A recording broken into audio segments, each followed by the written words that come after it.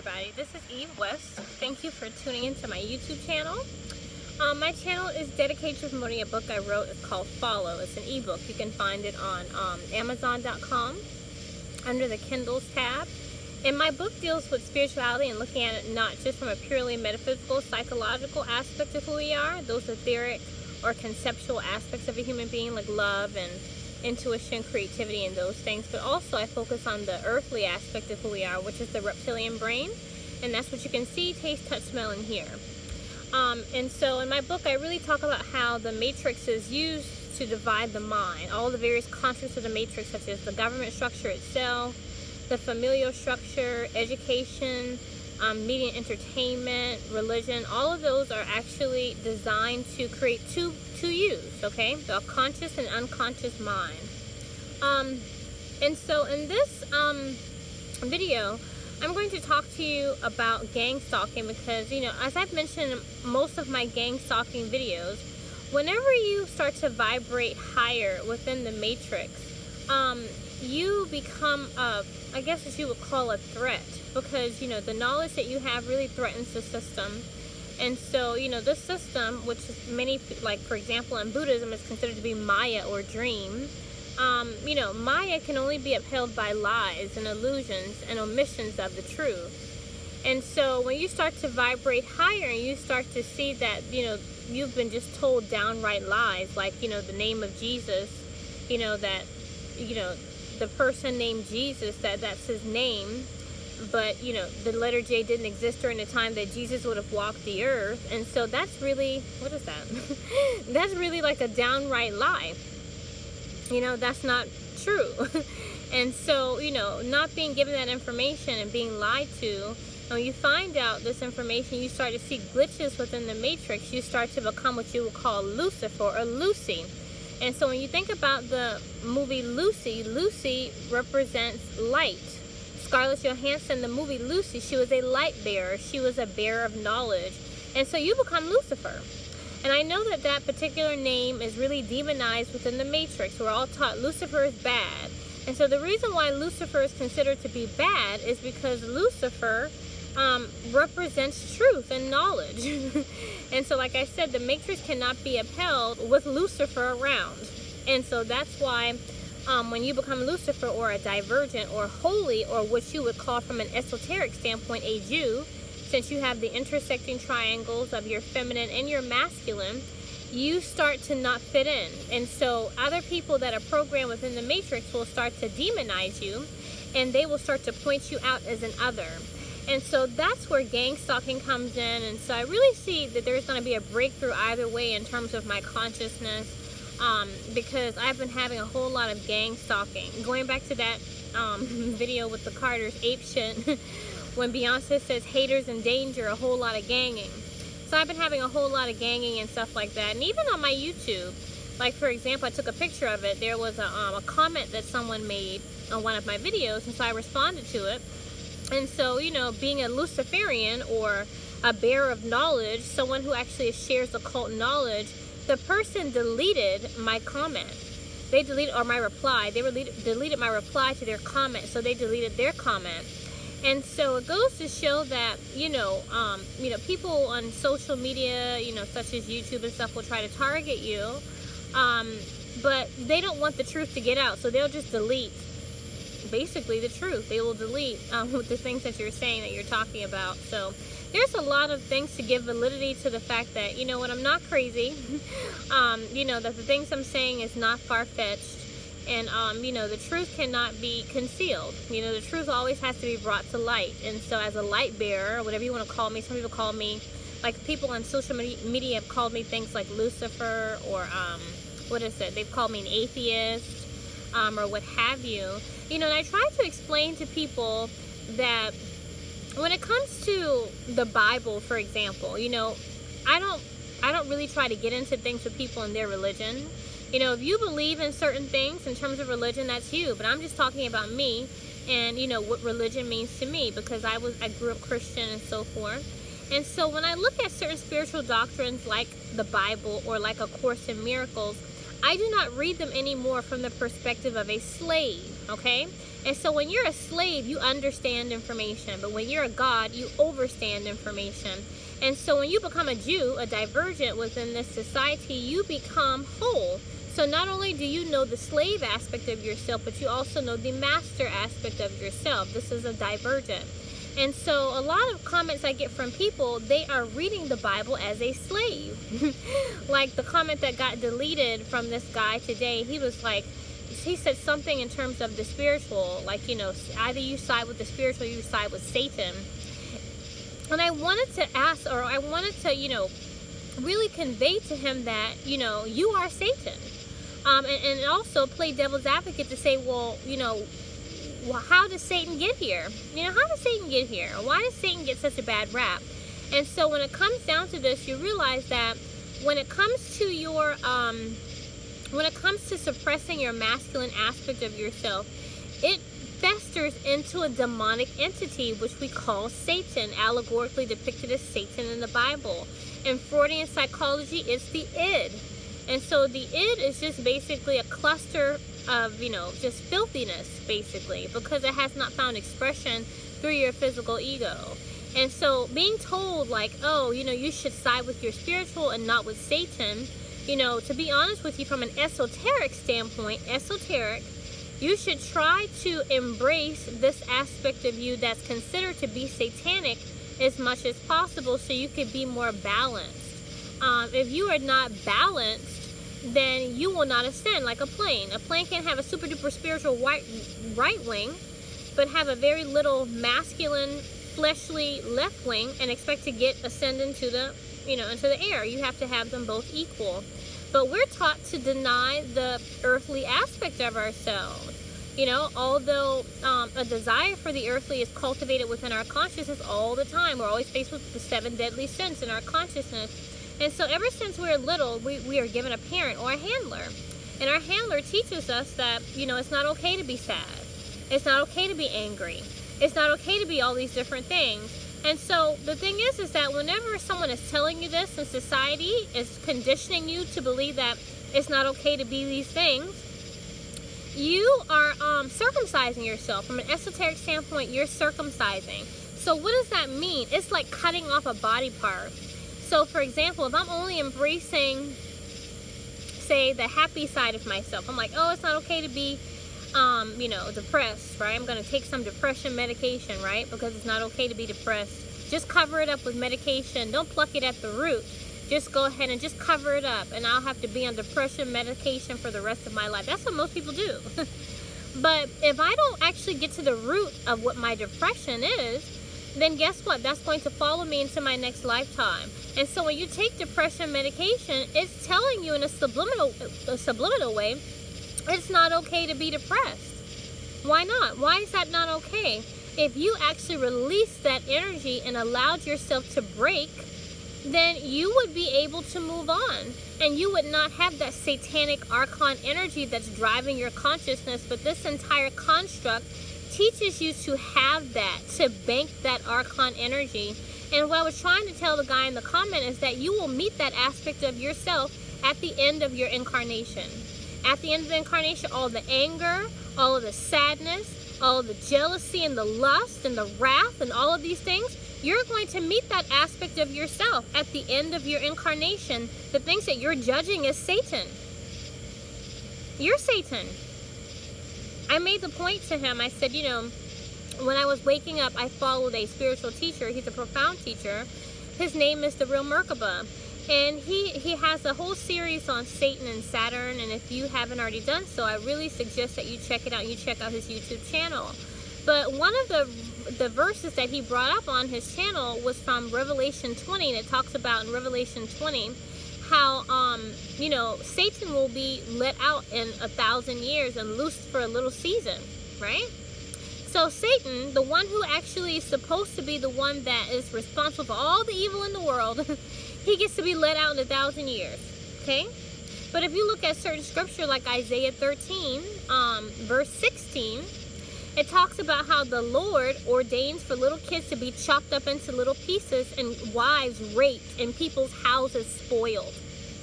So tell me, why is it that in Revelation that Satan gets to get out? right? And be paroled, you know, in 1,000 years to be loosed out for a little bit. But the little kids, right? They're sinners, right? I don't care. In my book, I don't care what your doctrine says for me. A kid is innocent. Why would a kid deserve to be chopped up into little pieces? But according to the Bible, Satan gets to get out and get loosed out for a little bit. But the little kids get to get chopped up into little pieces. I thought that Satan was responsible for all the hell in the world, right? All the evil. So can you really tell me, because this person deleted my comment, so I want him to, I want other people out there as well, including him if he's listening, please articulate directly to me, why is it that in Isaiah 13:16, that kids get chopped up into little pieces, people's houses get, you know, taken over, or I can't remember exactly, but, you know, it says, in fact, let me go ahead and bring it up because I have to be exact nowadays. But why is it that women are raped and kids are chopped up into little pieces, but Satan gets to get out and get paroled? Does that make any sense? And so what the Bible is trying to tell you is that you are Satan. You have two identities. You have the angelic aspect of who you are, and you also have the satanic aspect of who you are. If you're very polarized like I am, for example, my you know, my soul is very polarized. When I am in the, where's Isaiah? When I am in physicality, I'm very nice and sweet and angelic. But on the astral realm, I'm a very sadistic and menacing figure. And so there's a lot of polarization as it pertains to my particular soul. And so that's not my fault. You know, this is not my fault, but this is something that was cultivated within me to hide my divinity. Because when it comes to being a Jew, you know, they don't want you to know the truth, and so they have to cover up your truth, the truth of who you are, and bury you beneath your unconscious mind. But I found that this is Isaiah 13, verse 16. It says, their children also shall be dashed to pieces before their eyes. Their houses shall be spoiled, and their wives ravished. So when it says wives ravished, it's talking about raping your wives. All right, and also where it says, you know, the kids are chopped up or dashed into pieces before their eyes. What do the kids have to do with it? So, you know, these are questions that Christians don't really feel comfortable talking about, and I can see why. And so when you have people like me come about who are talking and who are inverting things and putting a different spin on what we think about in terms of Lucifer or Lucy, or, you know, about the matrix and all the various constructs such as religion, we're demonized because we're an other. And so this goes back to the movie Divergent, how the Divergents were actually sought after, and you know, people tried to kill them, if you will. And so oftentimes when you're in a Divergent, they try to paint a picture of you being crazy. And so I'm going to share video with you in terms of my family really, you know, trying to paint me off as being crazy. Trying to, you know, to push me to get a crazy check.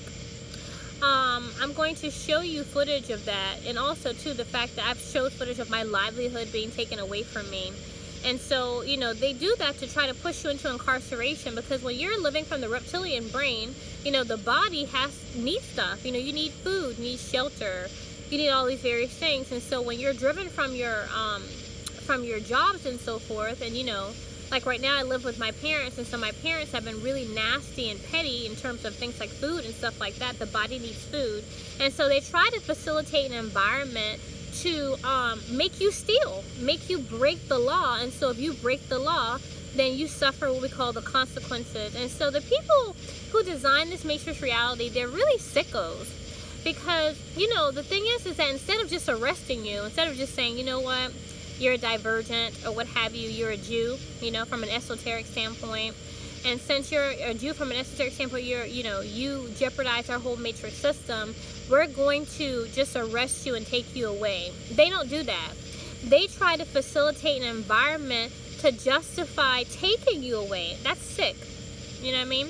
It's like if I say to myself, I want to arrest this woman, but I know that she's not going to do anything to get arrested, so let me go ahead and take her job and affect her there. Let me put her back with her parents and let her parents refuse to, try to give her, basic necessities like food. That'll make her go ahead and break the law. And then we'll have justification for putting her in jail. To me, that's sick. One thing about me, I'm not the type of person that throws stones and hide my hands. If I want to do something, I'll go ahead and do it. That's a true God. But when you have to orchestrate a plan and go in a roundabout way to get things done, if you will, so you can have a judgment, you're really a sicko. And so the people that run this hellhole are really sick. They're really sick slut makers, actually, as far as I'm concerned. Going back to the whore of Babylon. So to me, it's really, really sick. You think to yourself, who, do you blame? Do you blame the whore or the whore makers? I would think the whore makers, because whore makers make whores. Takes one to know one. But, for them, they would rather blame the whore. Really seems to be somewhat of an inversion, if you will, of the truth. But that's neither here nor there. Who am I to judge, right? So anywho, I wanted to just share some, some more footage in terms of gang stalking that's going on within my dwelling, and how my mom has definitely been lying a lot to me. She lies so much, or sending contradictory things. She contradicts herself all the time, and it sounds strange. Like when you listen to this, to this video, and you hear her contradictions. It goes back to the Bible and to A Course in Miracles, how you're fed contradictions into your consciousness to get you to break your consciousness, to get you to blow up. And so, in this video, I wanted to paint a picture because I did an experiment where I went out and bought some ice cream. And my mom had some ice cream in the freezer, and so I knew that she wouldn't want to give me her ice cream. And so I said, well, she's not going to want to give me her ice cream. But she told me to ask her if I wanted something. So yeah, I want some ice cream. I'm going to buy some just in case she says no. But I want to also paint a picture of her, being mean and nasty to me, because my sister comes over all the time and eats her ice cream, and she never says anything to her about it. But if I eat some ice cream, it's an issue. So I wanted to put light on that, and put light on the fact that I'm actually really being mistreated within my dwelling. That, I was invited back here to my parents' home, not because I had to be here, but I was invited back here so I could be crucified. And I could be made known as crazy and actually sold off to the government, if you will. My mom physically has attacked me, and actually I have on videotape with the police coming when I called the police when she physically attacked me. And the police didn't say to my mom, did you physically attack your daughter? Ma'am, before we get into any of this, I would like you to know that, at no time is it okay for you to physically put your hands on your daughter. Okay? That's not something that is appropriate or what have you. That's what we consider to be physical assault. At no time did the police officer say this. I promise you, I have it on tape. And so, since the police don't even say anything about this, it goes to show even further that divergents are actually hunted by the quote-unquote government. That you are actually sought after, and they try to facilitate an environment of restriction to get you to blow up. And so even the police, you can't even go to the police for help or what have you. They're not going to help you. They're just like any other particular part of the Matrix program. So let's listen to some things that my mom is saying here and the contradictions that she gives, because I've already posted videos of my mom saying that that I don't have to ask her for food, but now she's saying I have to ask her. And one thing I want you to really recognize within this video too is that my mom keeps arguing about something that I told her that I would do. Really, this and this is key here. This is not for my reptilian brain people. This is for my Christ. This is for my people who have a pineal gland open. Okay, so for example, if I'm in your house and your restriction is I don't want you in my refrigerator without washing your hands, okay? And so if I come into the house and I get into the refrigerator with dirty hands, you'll say, oh, do not, open my refrigerator with dirty hands. And so I'll say, oh, okay, I'm sorry, I apologize or what have you, I didn't know. But why would you continue to argue about that? Why would you continue to say, why did you go into my refrigerator with dirty hands? Didn't I tell you not to do that? Okay, yeah, you did. I'm sorry, I apologize. Next time I'll make sure that, I'll wash my hands so I don't go into your refrigerator with dirty hands. Didn't I tell you to not go into the refrigerator with dirty hands? Well, yeah, you told me that like maybe 3 or 4 or 5 times, and I will not go into the refrigerator with dirty hands. She continues to do this. This is actually something that is a tactic, a psychological tactic that is done to drive someone insane. And then too, as you know, and it's been weighing on me because I even forget sometimes things that my mom tells me, and it looks like I'm lying when I actually have forgot something because I'm being targeted with these, psychological games. She keeps saying it. Listen to her in this video. Why did you go into my things without asking? Well, Mom, from now on, I'm going to ask you every time I want something. Why did you go into my things without asking? Well, Mom, I'm going to tell you every time that I want something. Well, why did you go into my things? It doesn't make any sense. It really drives you insane. And I want to actually expose these tactics, if you will, because this is the actual, I guess you would say plan to actually drive me crazy. So I want you guys to listen.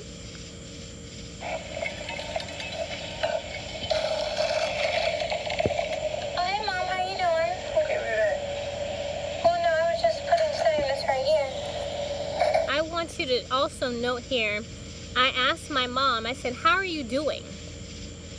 She doesn't say, oh, hey, how are you? Or whatever. She just starts talking about her food. So there's no love and no warmth, if you will, from my family.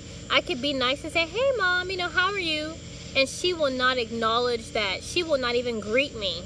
And so this goes to show even further that I'm being targeted within my dwelling.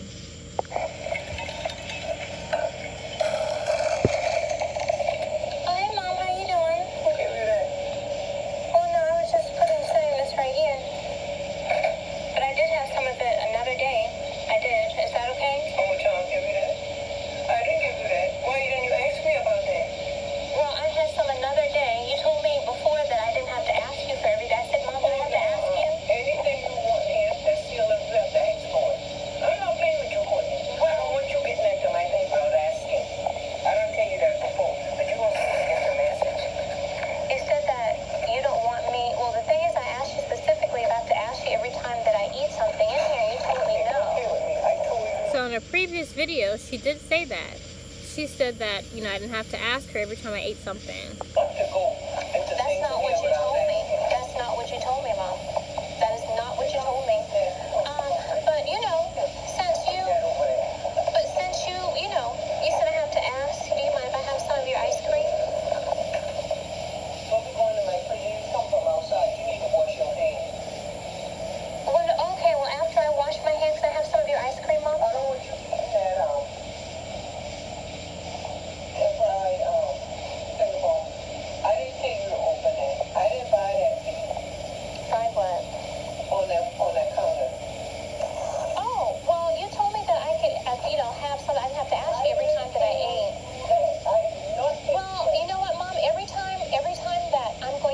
So she said, I did not tell you that, but she did. I have it on tape, and I have another video. I can't remember the name of it. It might have been the last one. It may have been Gang Stalking Home 4 that I actually played in terms of her. I think that was it, because I wanted to get the guidelines down, and I said, do I have to ask you every time that I eat something in here? She said, oh no.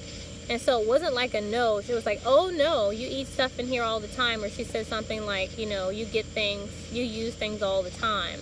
And so clearly she's lying here. In here, I'm going to ask you, okay, every single time, because this is about exposure. But the thing about it is this. Courtney, don't come in my face. I always told you. Oh no, well you came in my face, Mom. You came in here when I was in here. Don't go in my face without asking for it. And so another thing too, my mom really tries to paint a picture of me harassing her. She says, don't come in my face. And she does this intentionally. She does this intentionally because she knows I'm taping. And so she's trying to make a case that you know what? Don't come in my face like I am harassing her. I am not harassing you. You know, I'm not in your face. I was in the kitchen and she came in the kitchen while I was there. And so really this is a part of the sociopathic, you know, I guess you would say aspect of this, because, you know, this is a sociopath. Sociopaths, they actually are hypocrites. They blame you about things that they themselves are doing. Okay, I won't go on your things without asking you for them. Okay, because before I was... Don't you come back from outside going to my refrigerator? Don't you Oh, it's not sanitary? It's not. Okay, well, I apologize for going into your refrigerator and coming in from outside. It's not sanitary. But can I have some ice cream, please? Now you heard me say I apologize, and from now on I won't be going to your freezing your refrigerator without washing my hands. So can I have some ice cream? Let's see what she says. You said to ask you, Mom. Can I have some ice cream, please? I just asked you. Mom, can I have... This is crazy. I asked her for ice cream, right? Now, mind you, I already just bought my own ice cream. She doesn't know this yet. Okay? I was like, let me go ahead and, you know, and see what she's going to do. And so she doesn't say, and also you can't make the argument, well, she knew you bought ice cream. No, she didn't. She didn't say, well, you bought your own ice cream. She doesn't know this. I said, Mom, I'm asking you for ice cream. She does not say anything. She said, I want you to ask for what you want. I just asked you for ice cream. Why would you not say yes or have a response? This is because she doesn't want me to have anything, and she brought me back here to be nasty. some ice cream, please? I want you to wash your hands. I'm asking you after I wash my hands, can I have some ice cream, please? Trying to be smart. You said I'm trying to be smart. You said ask for anything that I want. I don't want you in my thing. Don't be going to my But I just asked you. But I just asked you. Ask me, I'll think about it. You said you'll think about it. Okay. Okay, so this is also evil, because, you know, she told me to ask her, but then when I ask her, she, you know, begrudgingly, you know, answers eventually. So she, you know, she ignores me and brings up other things. Then she says, I'll think about it. It's funny because I'm going to put another incident on here to where my mother threw out some food I bought. You know, I barely, you know, my business has not got off the ground like I want it to. And so when I buy something, you know, it's very important for me, you know, to have my things that I bought. You know, it's very important. Don't throw away the stuff that, you know, the little bit of stuff that I do have, because you don't want to share the stuff that you've got. You know, so the little bit of stuff that I have, you know, is very important for me to have those things. And so, you know, since it's important for me to have those things, since you don't want to share your stuff, and you throw away my stuff by accident, because my mom said that my dad threw away my food by accident. And so, you know, when she told me this, I got out some of her food because I thought that my dad had cooked it. I could have sworn they had the amount of chicken that I had in the refrigerator they had in the Pyrex dish. So I didn't really think it was a big deal to, you know, ask my parents or tell my parents, why did you cook my stuff? So I was like, I'll just go ahead and get some chicken and defrost it, you know, some of theirs and eat theirs. And so my mom said, well, you need to ask. You know, you don't go into my things without asking. So I said, well, you know, Mom, you know, can I have, you know, the chicken that I brought out to defrost? You know, since my food, you told me that Dad threw away my food by accident. And she told me to get out of her face. And so this is really evil. This is really, really evil. So I want to actually paint a picture here that this being that's calling herself my mother, really in an esoteric sense, in a literal earthly sense, yes, but in an esoteric sense, she's demonic. She's not my mother. Well, let me tell you something. As far as that's concerned to me, I'm definitely targeted because Tara comes in here all the time and she actually eats ice cream. And so... She bought ice cream for me the other day. Oh, I bought things for you before. Oh, no, nobody. So monetarily, this is how, you know, target individuals are, you know, marginalized, if you will. Her whole argument is, well, I gave your sister ice cream because your sister has bought ice cream for me. So it's kind of like, if you do something for me, then I'll do something for you. Is that love? I mean, think about that. Think about family. You know, we'll be a perfect family, right? So think about, you know, I'm going back to the Melanie Martinez. There's a Melanie Martinez song. It's called Dollhouse. And so, you know, in Dollhouse, it talks about how you have a family, but your family really is messed up, you know, in a way. And so, you know, is this love? Is this a family? You know, family is supposed to be one of those parts of the matrix where, you know, if strangers don't treat you well, then family will, right? I didn't have to be under this roof. I was invited back here, and I showed you all documentation to show that I passed up 2 jobs to be back here with my family. So why is it that in order for you to actually share something with me, I have to give you something? Is that love? You know, is that love? And, you know, it's the little things that really shows people, you know, that you care. You know, there were times when I was like, you know what? Downtown writing my book, my mom, she likes nuts, right? And that's kind of like a go figure because, hey, you know, she's trying to drive me insane. So she likes nuts in 2 ways in one, right? So she likes nuts. And so, you know, I would go to gourmet shops and things like that and buy her, you know, gourmet nuts. I didn't really have a lot of money, but I said, you know, this is something that my mom likes. And, you know, she's nice enough to let me come down here and to regroup and to start my own business and so forth in Charleston. And so this is a little way of just showing her that I appreciate her. You know, I've done that on more than one occasion. Or say, for example, like, you know, if I went to like the World Market or something like that, I like to go to World Market. And, you know, I got myself a lotion, and I was like, oh, my mom might like this. This is a nice fragrance. I'll buy this for my mom too, you know, see if she likes it, you know. Or, you know, Mother's Day, you know, one Mother's Day, I got her a gift card, you know, and I was like, oh, you know, this is something to show my mom that I really love, appreciate her. You know, I would do different things like that. Buy her a cinnamon roll at the bakery. Just little things you do for people that you love and that you care about to show them, you know, to show love. But my mother never does anything for me. She never does anything. The last thing she did for me was in December for my birthday, where she bought me a sweater, and she pretty much just threw it at me, and she was like, if you don't want it, I'll take it back. And she didn't even wrap it. She was just like, whatever. And so this goes to show that really, there's really no love. That her intention was to bring me back here to crucify me. It had nothing to do with love. It had everything to do with actually taking my livelihood so you can make justification for why I need you. And since you need me now, right? Now I can actually kick the living crap out of you in a psychological way. I screamed for you, but I bought things for you before. And this definitely exposes things a lot. Because the thing about it is this. I went today and I looked up on the computer the 2 award letters of jobs that I had gotten. I would be under my own roof right now. And I would not be asking you for your food right now. So the thing about it is this, is that I was told by Dad to ask. Now I just asked you for some ice cream.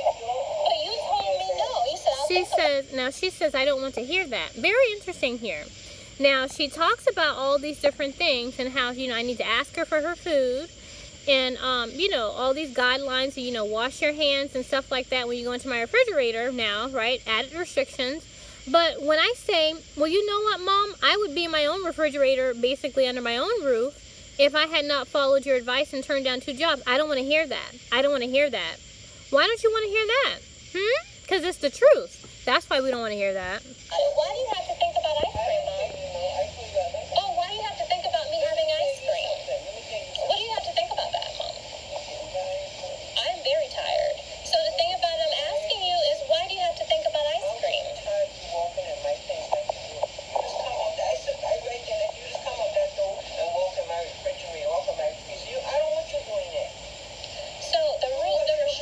So the restriction, because this is the first time I've heard this. So the restriction is this, to make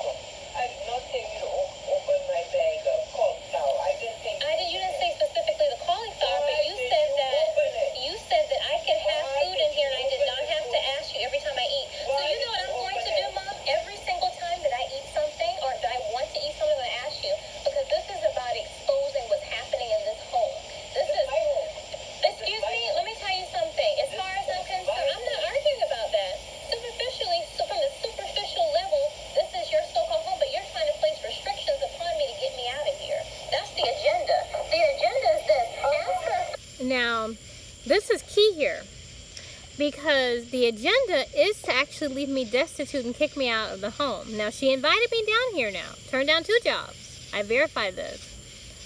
But she says, you know, when I tell her and I put light on this, she's going to shapeshift out. And when she shapeshifts out, she says it's already underway. That's what she says. You have to listen very carefully, or is undergone or something like that. Oh, really? Well, if that's the case, then do that. Because that's what you want, right? Is that what you want? Let me tell you something. Mom, I'll repeat that. Let me go back. She said is undergoing, or basically is underway. That's what she's saying. She's saying kicking out of you is underway. So this is an agenda. This is a plan. She already shapeshifted out here. She already acknowledged it. So what it is that she doesn't have justification. And so that's one thing about the Matrix. In the Matrix, they have to have justification for doing things. We have to justify arresting you. We have to justify putting you in some type of like mental institution. We have to facilitate an environment and cause a restriction so you can actually, you know, justify us doing what we want to do. And this is very sick. But listen carefully, because she shapeshifts out. the agenda. The agenda is this. Ask for food. Oh, really? Well, if that's the case, then do that. Because that's what you want, right? Is that what you want? Let me tell you something. Mom, if that is what you want, instead of imposing all these restrictions, now the new restriction is you have to wash your hands to go into the freezer and go into the refrigerator. Well, Mom, tomorrow when I get up for breakfast, could I have some eggs with my sausage? What sausages? You bring sausages in here? Yes, I did. So Now listen now. So when I asked her, you know, can I have some sausage with my eggs? She was like, oh, or some eggs with my sausage, excuse me. She didn't say no or yes. She said, did you bring sausage in here? Okay, so she said that I should ask her if I want something to eat. But when I asked her, she thought I asked her for sausage, or was she, you know, when she wasn't sure if I brought sausage in there, she was like, you brought sausage in here? You know, to say like, I'm not giving you sausage. You didn't bring sausage in here, but you just told me to ask you for food. Ask me for something I want to eat. This is actually evil rhetoric. This is evil. I know the eggs are yours. So since the eggs are yours, can I actually have some eggs to go with my sausage, please, Mom? I don't care if you have the eggs. Oh, okay. So So every single time I have eggs, you want me to ask for them? Oh, okay. But let me tell you something. This exposes this, because the thing is this, is that I've been a victim of gang stalking. And so Dad came to me actually today about something about a job. So what I would like to do is sit down with you and Dad to discuss that issue in terms of me actually having an issue. Now, she says, no, I don't want to discuss that with you. Now, the reason why they don't want to discuss the job situation with me is this, and to force me into some type of poverty, because they don't want me to expose the truth and put to light what's actually happened to me. What's happened is that I'm undergoing psychological torture, that there's contradictions I've gone through, not just in terms of, you know, me reading the Bible and A Course in Miracles, you know, as my handler took me to church all the time when I was a little girl, you know, but I've undergone a lot of psychological torture in A Course in Miracles, and also, you know, a lot of psychological torture in the home in terms of contradictions of things I'm told. Do this, do that, don't do this, don't do that. You know, I'm going back and forth, and, you know, sometimes I forget, and I'm like, well, what is it? What am I supposed to do? Because you told me one day to do this, and then you told me another day to do that. And so when you're doing this, you're really destroying a person's mind. But, you know, they don't want me to sit down to actually put light on a lot of the things that are actually going on. And because they don't want me to put light on a lot of the things, it's like, I don't want to talk to you about that. I don't want to talk to you. I just want you to accept that you're crazy. It kind of reminds me of that movie Changeling with Angelina Jolie. And in the movie Changeling, when her son goes missing, she's brought to a mental institution. They try to make it out like she's crazy. And when she's being seen by a doctor, he actually says things that she said to convict her. And so, you know, you really have to look at it and to see how these people, they're so evil, how they actually try to turn things around on you to make it seem like you're crazy when you're really not. And so the movie Changeling is very, I would say, representative or symbolic of the type of psychological torture that I'm going through. You know, it's so funny because, like, when it comes to A Course in Miracles, A Course in Miracles is a spiritual doctrine that I talk about in my videos. And then, of course, when you look up videos about A Course in Miracles and you see Ken Wapnick's, I guess you would say, videos and stuff that he's done on there, one of his videos got taken down. And the video that got taken down was, this world was over a long time ago. And so, you know, when you say this world was over a long time ago, this is dissociation. A Course in Miracles teaches you to dissociate. And so if I was walking around and I was saying things that were dissociated, what would happen to me? Would I be put into a mental institution? Would I? You know, and so to see that, you know, that I am putting light on A Course in Miracles and what the doctrine actually does, and to see these videos actually taken down off of YouTube, really is very telling to me. But let's keep going. Well, he said, you know what, the divinity within me said, well, no, I'm not able to get a job, the job that I actually need right now. And so I want to discuss with you why that is. Wouldn't you like to know, Mom? So I wanted to discuss with my parents in terms of why, you know, I can't just get a job down at the local Belk or Bath and Body Works or what have you, because in going to these establishments, they don't even honor my money. They don't even honor my business. And so, you know, with these places not even honoring my business, why would I actually be able to work there? It doesn't make any sense. And so that's why Christ beings, a lot of us, we have to do our own thing, create our own businesses, because as a divergent, we don't vibrate the same. And not just within, you know, public places, but within our own families. And so, you know, you have to, in a way, say goodbye to your earth family, in a way. Mom, I just told you that me getting my business together is an issue. And so you said, you know what you said? Well, Courtney, you said, well, there's an issue with people. Sometimes people go years without getting a job. And now there's an issue when it comes to jobs. Yes, you did say that. My mom did, and I hope in another video to actually showcase her actually saying that to me. I think I may still have it. You did say that.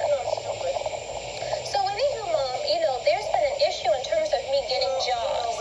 And so because of that, I really would like to speak to you and Dad. I want to speak to you and Dad in terms of the issues of why I'm having issues getting a job. So since you have an issue with your ice cream. Okay, so every time I eat something, hopefully I'll get some food. And let me tell you something, that's not going to expose me, that's going to expose you. Like when I just asked you about the ice cream, it exposes you. Well, let me tell you something, Mom, I would be under my roof right now, taking care of myself, if I had not listened to you. You didn't give me advice? Mom, you did not give me advice and told me that I should not go to Atlanta? I can't even give you advice. Mom, you did not tell me. You're not answering the question. You cannot take Now, one thing about, you know, psychological torture is very psychological. My torture is very psychological.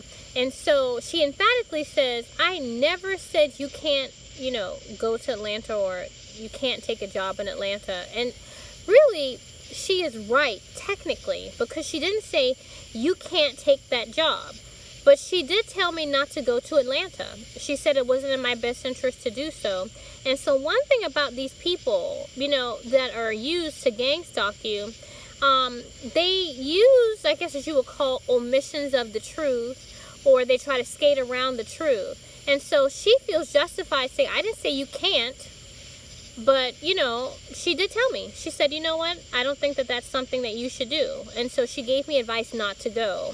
And so, you know, it's very disheartening that my mother told me not to go to Atlanta, but then she's backtracking and saying that she didn't say this. And also, too, it's going to show a little bit, if you listen carefully toward the end of this conversation, it's going to show that she's lying.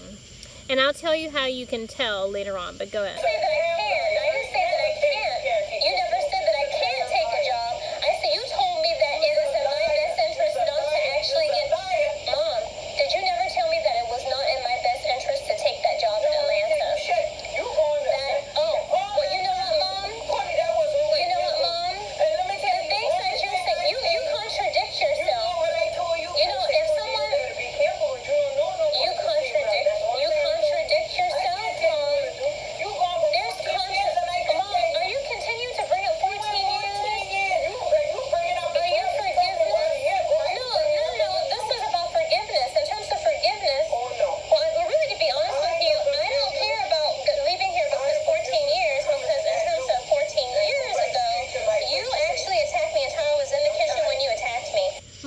has a thing about physically attacking me. And I thought we were past this. You know, that's why I actually relocated back down here, because 14 years ago, or it may have been more, I don't know, I can't remember. She keeps bringing this up. But, you know, the reason why I left home for so many years was because my mother physically attacked me. And I was always taught as a little girl that no matter what your mom does to you, you know, you should not physically put your hand on your mom. You know, she can beat you and cuss you and say all these really mean and nasty derogatory things towards you. But, you know, within the black community, we're taught that our parents are God, basically. And so, you know, when you're taught that your parents are God, you know, you can't really stay in a situation where you feel safe, you know, then you have to leave. When my mother physically attacked me, my first inclination was to, you know, push her off of me. You know, and so that was like a no-no to me. I was just like, oh my gosh, like, why would you do that? But I knew I had to, because your first inclination is fight or flight. So when I came back from, you know, to Charleston, and she actually attacked me again, I called the cops, because I was like, okay, this has happened before, and so I can, you know, foreshadow or what have you what the agenda is. So I was like, well, let me go ahead and just call the cops now, or, you know, what have you. And she actually has put her hands on me since then. And so this is really crazy. You know, keep your hands to yourself. It does not matter. You can say whatever you want to say to me. I really don't care. But, you know, the thing is that you keep your hands to yourself. But she is, you know, becoming physical and so forth. And so, you know, now that I'm with, you know, my parents and I don't have a job, you know, my business is, you know, I'm still trying to get my business together and so forth. You know, this is a very bad situation, if you will, for me, that need not be. You know, I did not need to be in this situation. I did not make a conscious decision. But now that they have me where they want me, they feel that I'm in a position where they can mistreat me and justify leaving me destitute or incarcerated or in some type of mental institution. So Tara was here when you attacked me. And so the first thing in terms of, oh, you feel like attacking me right now? Oh, now she said, I feel like attacking you because you're evil. She's crazy. I mean, I really don't know. There's nothing on this video that suggests why my mother would want to attack me. She said that, and let me rewind this now, because that's what she said. I don't understand what's going on here, but it's crazy. no, this is about forgiveness. In terms of forgiveness, well, really, to be honest with you, I don't care about leaving here because 14 years, because in terms of 14 years ago, you actually attacked me, and Tara was in the kitchen when you attacked me. Tara was here when you attacked me. And so the first thing in terms of, oh, you feel like attacking me right now? Oh, you feel like attacking me? She said, yeah, I feel like attacking because you're evil. So, when I actually came back after the so-called 14 years, whatever it was since I was gone, I was doing A Course in Miracles. And in doing A Course in Miracles, it teaches you that this is your dream and everything is your fault. So I actually came back and forgave my mother because I was doing A Course in Miracles. I was like, oh, my mom attacked me because I wanted her to. I was that delusional.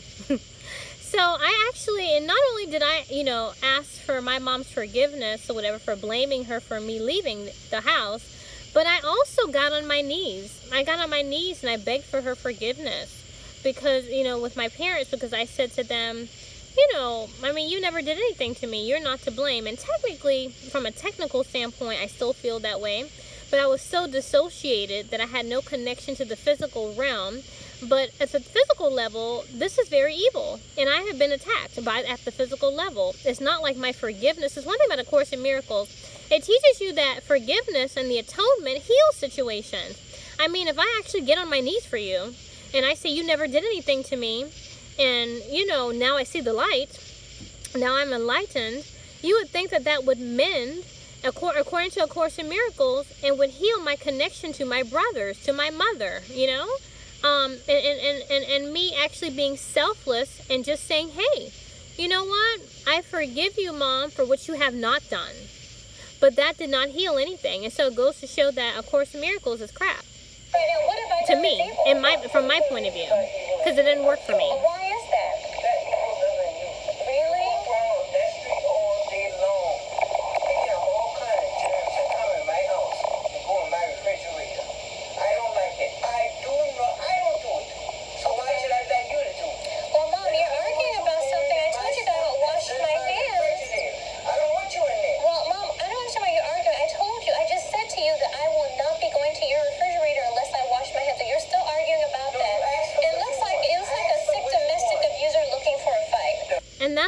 looks like. She looks like a sick domestic abuser looking for a fight. So, and doing a course, going back to A Course in Miracles, when I did A Course in Miracles and I really forgave my mother for something that she did not do to me, and I totally erased that karma, as I thought, erased that karma from her, you would think that that would heal the situation that we had going on.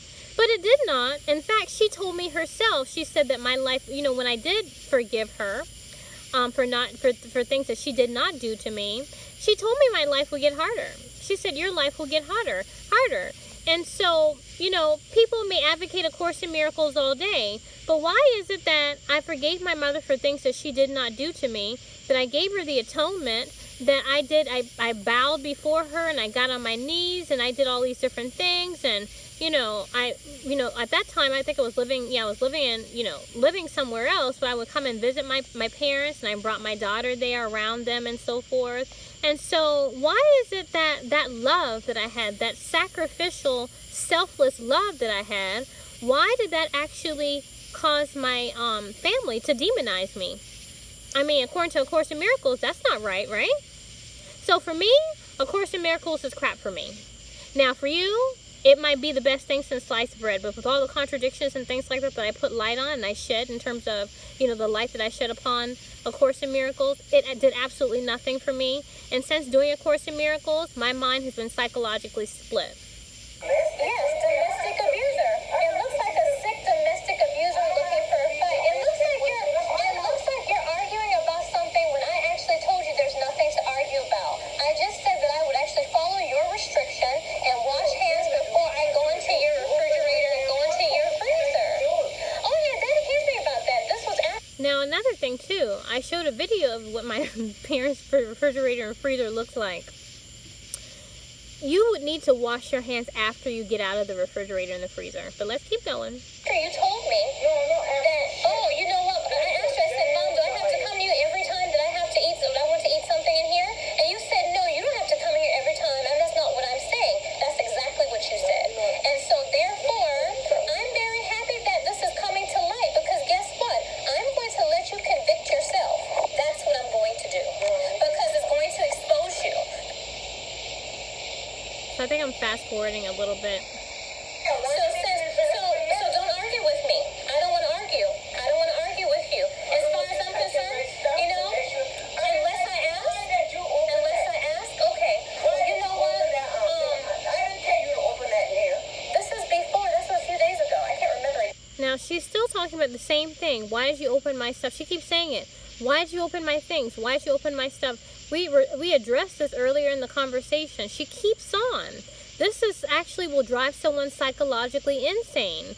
And so she really says, you're insane, you're crazy, but that would drive someone insane if you keep repeating things like this. This is psychological warfare. Exactly the date or the time. Because you told me that I could eat stuff in here. Or maybe it was before that. My things you open. Maybe it was. Now listen, now I started to get crazy. I'm like, well, maybe it was before that. She keeps saying it so much. And so the thing about it, these psychological tactics really work, because in a third eye will have to catch this. Someone who has a reptilian brain will not catch this. When you're constantly telling someone, why did you do that? Why did you do that? You didn't do that. You didn't do that. And be like, oh, well, maybe I didn't. She keeps on. It makes no sense. If I told you that I will ask you every single time that I want something to eat, or if I tell you, since this is the first time you're telling me about going to your refrigerator without washing my hands, and I say, oh, well, from now on I will be mindful of that, Mom. Why would you continue to keep saying it and repeating it over and over again unless you're trying to drive someone crazy and get a crazy check for them? Well, the thing about it is this, like I told Daddy earlier, that there are things that I have bought here that you've used that you haven't asked me for. So I'm fast forwarding here. $2. I took you to milk and I bought you over $200 worth of clothes. Really? Yes, I did. You have the receipts? Because I don't remember that. Yeah, she claims that she bought clothes for me a while ago, but I don't remember $200 worth of clothes. My mom's very thrifty. I asked you for one really dime. I took care of my granddaughter. That's my grandbaby. Well, thank you so much for not asking me for a dime. A lot of grandparents, they do that, You would take care of her if I didn't want you to work. You going to work, you tell me you had a job. I didn't mind that. Well, the thing is that when I'm not talking about when I went to Atlantic.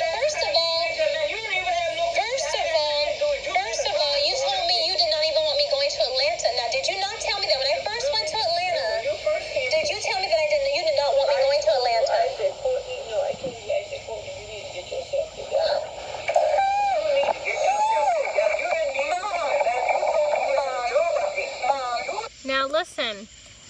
Now, she's saying that she didn't, tell me not to go to Atlanta. What she said was she told me, you need to get yourself together. Why would I need to get myself together if I had a job up there?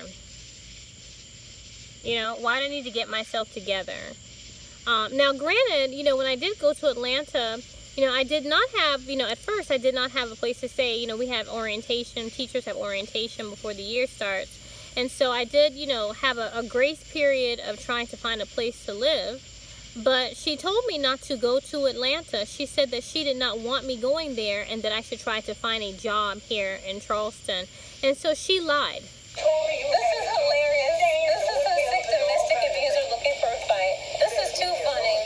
You did not, Mom, did you not tell me that you Now, when the truth comes out, she always says, I don't want to hear leave me alone. I don't want to hear anything you have to say. It's all about leave me alone. Every time I mention, like when I said, well, Mom, I had a job, you told me to pass me down, leave me alone. Or, you told me to come here, leave me alone. It's not about really, I guess you would say, taking responsibility for her particular part of the deal, I should say. want me to go to Atlanta? Mom, are you She's still talking about not going to her refrigerator without washing your hands. She keeps saying this over and over again. This would drive someone insane. on the refrigerator? Isn't that interesting? Mom, are you telling, don't leave, Mom.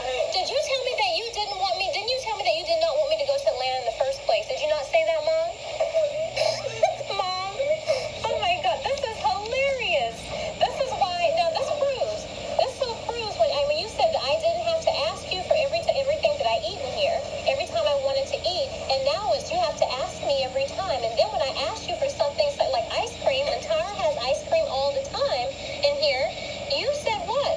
Let me think about it. Well, I hope when I'm starving, I hope that you don't say, let me think about it, Mom. What am I doing wrong? Can you be specific? Do not go in my refrigerator when you come out that street. Mom, are you still talking about that? I did not. It's your restriction. I said that I will not be going into your refrigerator, Mom.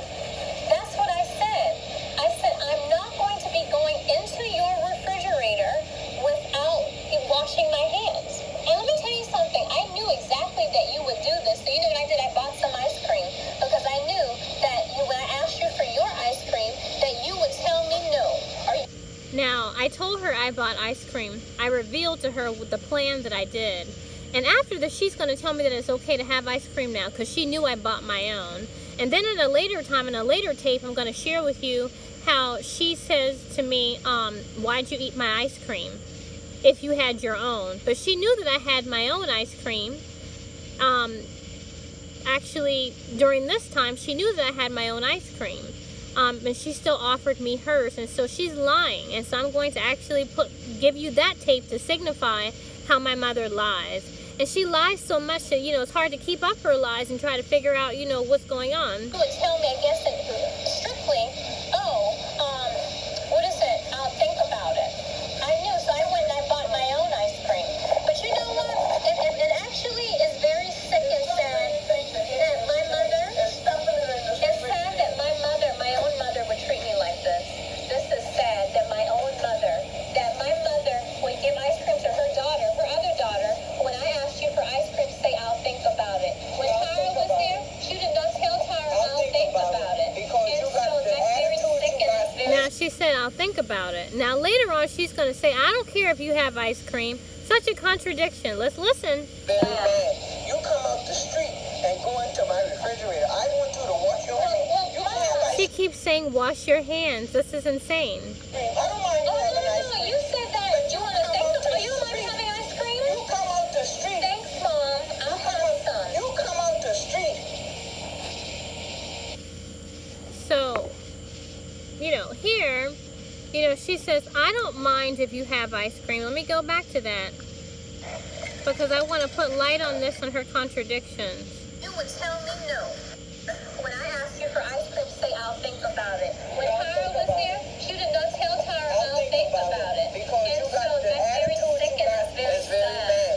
You come out the street and go into my refrigerator. I want you to wash your hands. You can have ice cream. I don't mind you having ice cream. You said that you want to think about you. I don't mind mind you having ice cream. Thanks, Mom. I'll follow through. So she says, I don't mind you having ice cream.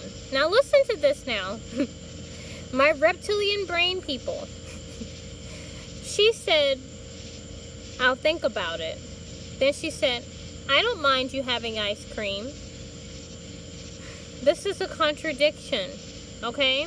Or maybe she just thought about it within that particular time frame. What I'm trying to get you to see is that this is psychological warfare that I'm going through. And this is actually designed to make me crazy. This is designed to take my mind, to take my pineal gland, if you will, to make me a lighter, just like in that Kanye West song? I love it. He said, like a lighter bee, you ignorant. That's what they're trying to do. Trying to actually reincarnate me, take my melanin away again, so I can be a mulatto, okay? But say, like a lighter bee, you're ignorant, okay? Let me tell you something. Listen to these songs. Christ, as Christ beings, we catch these little things that they put, these little clues that they put into movies and, videos and songs and things like that, because your movies and your, videos and your music are like your modern day hieroglyphs. Think about that. Kanye West, and that song is called I Love It, right? He said, you're such a effing hoe, whatever the case is. In the song, he says, like a lighter bee, you're ignorant. And so they're trying to tell you that every time you get reincarnated, your hue gets lighter until you become a master race, until you have super duper blonde hair, super duper blue eyes, and you have no functioning pineal gland. And I've shared this with you on another one of my videos about the significance of race and melanin, the occult meaning behind it. Think to yourself, we're taught that we all bleed red and race doesn't matter, but why is it that when you go to the DMV you have to disclose your race? Why do you have to disclose your race at the hospital? Why do you have to disclose your race when you go get a job? Why do you have to disclose your race everywhere if it weren't that important? If we all bleed red and we sing Kumbaya? Ask yourself that. So, really, to be honest with you guys, this pretty much ends this video. I have other gang stalking videos I'm going to put out there. But I really want to put light on the different psychological tactics that are being used against my consciousness. My mom constantly telling me, although I've told her I will adhere to her restrictions, to tell me to wash my hands before I go into her disgusting freezer and her refrigerator. How I told my mom over and over again that I will, I told her over and over again, hey, I will make sure I ask you every time that I want something to eat. And even now that I ask her every time I want something to eat, she gets annoyed at it now. Like the other day, I was like, can I have some sugar, to put into my drink? And she's like, well, you do that all the time. But Mom, you just said to ask you every time. You see, so these are restrictions, if you will, that are put, to contradict and to really, make me seem like I'm the one that's crazy or I'm the one that's lying. When you can see clearly with these tactics, if you will, how they're designed to disintegrate the mind and to exacerbate your emotional body or your pineal gland and to tick you off and piss you off. So, I'm in a really bad situation, if you will, and I really did not make a conscious decision. But in terms of all the gang stalking, occurrences I've had, within my dwelling seems to be the worst. And, it seems to be the most, I guess you would say, severe. It seems to be the most severe. And so, thanks guys, for watching, if you will, and following me in my journey, but just like an ape shit, Beyonce says haters in danger, a whole lot of ganging. As you can clearly see, that is the truth for me. So, I'm all about speaking my truth, and your beliefs. So what you have, and I don't really impose upon other people's beliefs. I don't have a proselytizing attitude. But it's so funny when people talk about, don't have a proselytizing attitude when it comes to your beliefs. But I wish that I had had that same grace when I was a child. When I was a child and I was taken to church to listen, not read, but listen to the Word of God. I didn't have a choice. I was brought as a slave. If I told my mom I didn't want to go to church, she would actually beat me like a slave master. She would beat me. And so why is it that, oh, you know what, you get to actually beat me and I don't get a choice in terms of hearing all this stuff because I didn't make a conscious choice to be what we can call quote-unquote Christian. But now that I have all these different scriptures and things like that and all these things that I've done with my research, But, you know, you're too afraid to actually hear this stuff. That's very telling. That's very telling. You know, what has happened to my consciousness goes far beyond proselytizing in my book. So, you know, get my book, my ebook, Follow, if you would like to learn more about my story and also the esoteric topics, if you will, that I explore. So thanks, guys, and I will see you in my next.